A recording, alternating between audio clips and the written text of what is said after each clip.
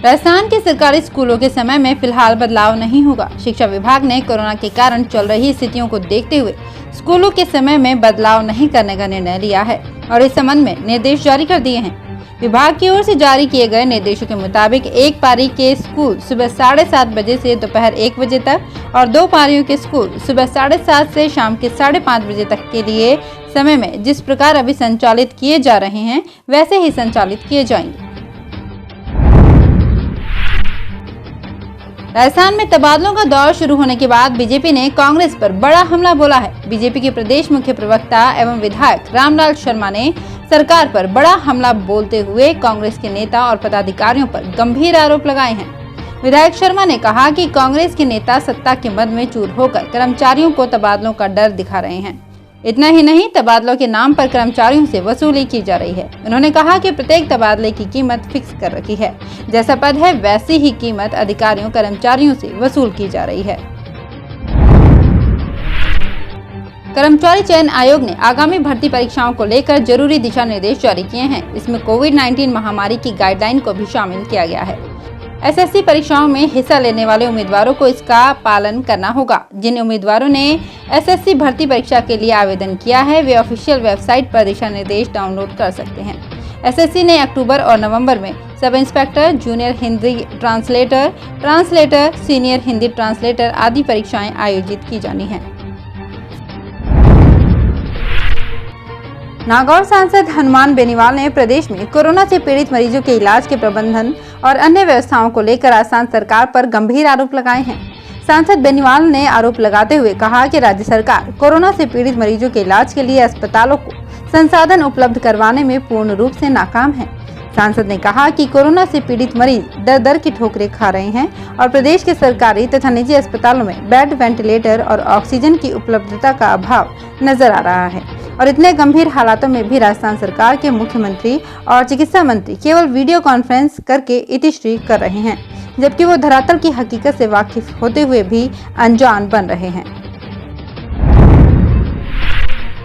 नाम बड़े दर्शन खोटे, कहावत इन दिनों राजकीय आयुर्वेद औषधालय पर चरितार्थ होती नजर आ रही है। कस्बे समेत क्षेत्र के गांवों में राजकीय आयुर्वेदिक औषधालय पर चिकित्सा कर्मियों के पद रिक्त हैं।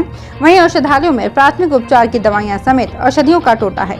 इससे रोगियों को निःशुल्क उपचार नहीं मिल रहा है। हालात ये हैं कि औषधालयों में रिक्त चिकित्सा कर्मियों के पदों के विरुद्ध सप्ताह में 2 दिन कंपाउंडर को व्यवस्थित लगा रखा है। इससे औषधालय पहुंचे रोगियों को नियमित उपचार नहीं मिलने से परेशानी का सामना करना पड़ रहा है।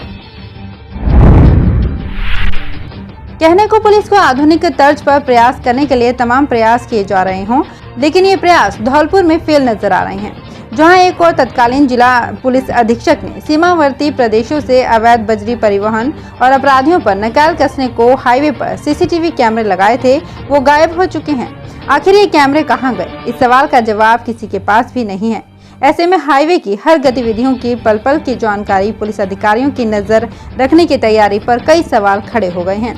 गौरतलब है कि अपराध कर हाईवे से निकलने वाले अपराधियों की निगहबानी के लिए आगरा मुंबई राष्ट्रीय राजमार्ग पर राजस्थान मध्य प्रदेश की सीमा स्थित शहर कोतवाली थाने की सागरपाड़ा चौकी पर 4 सीसीटीवी कैमरे लगाए गए थे।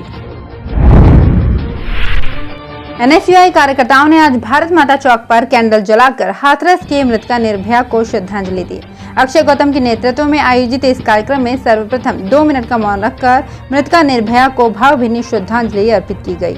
इस मौके पर एनएसयूआई कार्यकर्ताओं ने इस घटना पर गहरा आक्रोश व्यक्त किया और पुलिस की कार्यशैली पर भी सवालिया निशान लगाए।